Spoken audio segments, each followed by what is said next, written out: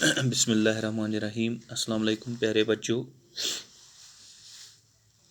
آج کی کلاس میں ہم پڑھیں گے جس طرح ہم پڑھتے آئے ہیں چیپٹر فیڈرلزم کا آج ہم تیسرا ٹاپک پڑھیں گے، decentralisation in India.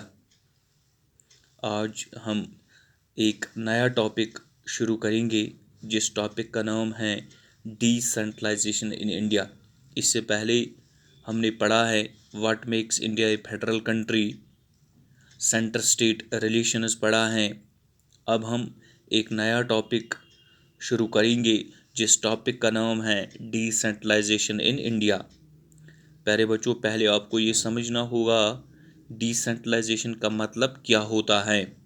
There is thus a need for power sharing within these states، یعنی سینٹرلائزیشن کا مطلب ہوتا ہے ایک ہی ہاتھ میں سب کچھ ہونا، یعنی سینٹر کے پاس سب کچھ ہوتا ہے، سینٹر ہی ہر ایک چیز کی دیکھ ریکھ کرتی ہے، اسے سینٹرلائزیشن کہتے ہیں۔ یعنی کہ ہر ایک چیز جو ہوتا ہے وہ سینٹر کے پاس ہوتا ہے۔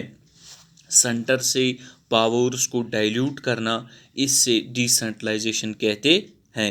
یعنی کہ سینٹر سے کچھ پاورز کو ڈسٹریبیوٹ کرنا، کچھ پاورز کو شیئر کرنا، کچھ پاورز کو ڈائلیوٹ کرنا، اس سے ڈیسینٹرلائزیشن کہتے ہیں۔ ہاں ٹھیک ہے، اب آپ کو سمجھ آیا ہوگا کہ ڈیسینٹرلائزیشن کس سے کہتے ہیں۔ ہم نے پڑھنا ہے ڈیسینٹرلائزیشن ان انڈیا۔ اب ہمیں پڑھنا ہے کہ انڈیا میں کس طرح سے پولیٹیکل ڈیسینٹرلائزیشن ہوا ہے۔ When power is taken away from center and state governments, it is called decentralization۔ یعنی سینٹر سے پاورز کو ڈسٹریبیوٹ کرنے کو ڈیسینٹرلائزیشن کہتے ہیں۔ ٹھیک ہے، کیوں ضرورت بن گئی ڈیسینٹرلائزیشن کی؟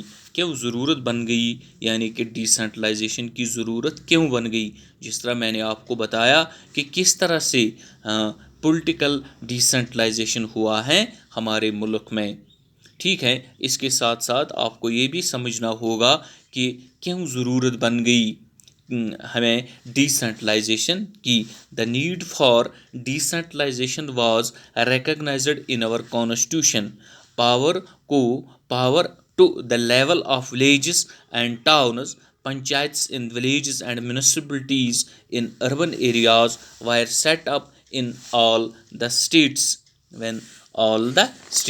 یعنی کہ ڈیسینٹرلائزیشن کی ضرورت اس لیے بن گئی کہ یعنی کہ سینٹر کے پاس جو پاورز ہوتے ہیں، سینٹر ہر ایک جگہ پر نہیں پہنچ سکتے ہیں۔ سینٹر اتنا بہت بڑا ملک ہوگا، بہت سارے اسٹیٹس ہوں گے، بہت سارے یوٹیز ہوں گے، ان ساری جگہوں پر جو کام ہوتا ہے، جو سسٹم ہوتا ہے چلانے کا، وہ تھم جاتا ہے۔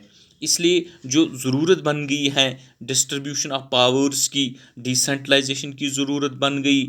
دا need for decentralisation was recognised in our constitution. Powers to the levels of villages and towns, panchayats in villages, municipalities in urban areas were set up in all the states۔ اس لیے ضرورت بن گئی کہ پولیٹیکل ڈسٹریبیوشن کرنے کی ضرورت بن گئی، یعنی کہ ڈیسینٹرلائزیشن کی ضرورت بن گئی۔ کس کی وجہ سے؟ یعنی کہ ڈیسینٹرلائزیشن کی ضرورت اس لیے پڑ گئی کیونکہ یعنی کہ جو اتنا بڑا ملک ہے، اس میں بہت ساری اسٹیٹس ہیں، بہت ساری یوٹیز ہیں۔ ان سارے چیزوں کے دیکھنے کے لیے یہ ضروری بن گیا ہے ڈیسینٹرلائزیشن کرنے کا۔ یعنی کہ اس ٹاپک میں آپ کو یہ چیز یاد رکھنا ہے کہ ڈیسینٹرلائزیشن کا مطلب کیا ہوتا ہے، صرف اتنا ہی یاد رکھنا ہے۔ آگے ہم پڑھیں گے کہ ضرورت بن گئی ڈیسینٹرلائزیشن کرنے کی، پھر کانسٹیٹیوشن کے ذریعے کس طرح سے یہ ڈیسینٹرلائزیشن ہوئی وہ ہم الگ پڑھیں گے۔ لیکن اس ٹائم آپ کو صرف یہ یاد رکھنا ہے ڈیسینٹرلائزیشن ان انڈیا میں کس طرح سے پولیٹیکل ڈیسینٹرلائزیشن ہوئی۔ جس طرح آپ نے پہلے پڑھا what makes India a federal country, centre state relations پڑھا ہے، اسی طرح سے جو ہم نے یہ ٹاپک شروع کیا ہے کہ سینٹرلائزیشن کا مطلب کیا ہوتا ہے، डिसेंट्रलाइजेशन का मतलब क्या होता है, सिर्फ आपको ये याद रखना है कि डिसेंट्रलाइजेशन इन इंडिया, हाँ, यानी कि सेंट्रलाइजेशन का मतलब क्या होता है, यानी कि सेंटर के पास ही सब कुछ होता है, और डिसेंट्रलाइजेशन का मतलब होता है कि सेंटर से कुछ पावर्स को शेयर करना है, इससे डिसेंट्रलाइजेशन कहते हैं। वो कितने कौन से पावर्स हैं जो हमने सेंटर से डिसेंट्रलाइजेशन किए हैं, मुख्तलिफ रियासतों तक, मुख्तलिफ यूटीज़ तक डिसेंट्रलाइज किए हैं, वो हम इंशाल्लाह आगे पढ़ेंगे। आपको सिर्फ ये बात याद रखनी है कि डिसेंट्रलाइजेशन का मतलब क्या होता है, किस तरह से डिसेंट्रलाइजेशन इन इंडिया, यानी कि इंडिया में किस तरह से पॉलिटिकल डिसेंट्रलाइजेशन हुआ है, ये हम आगे पढ़ेंगे। शुक्रिया।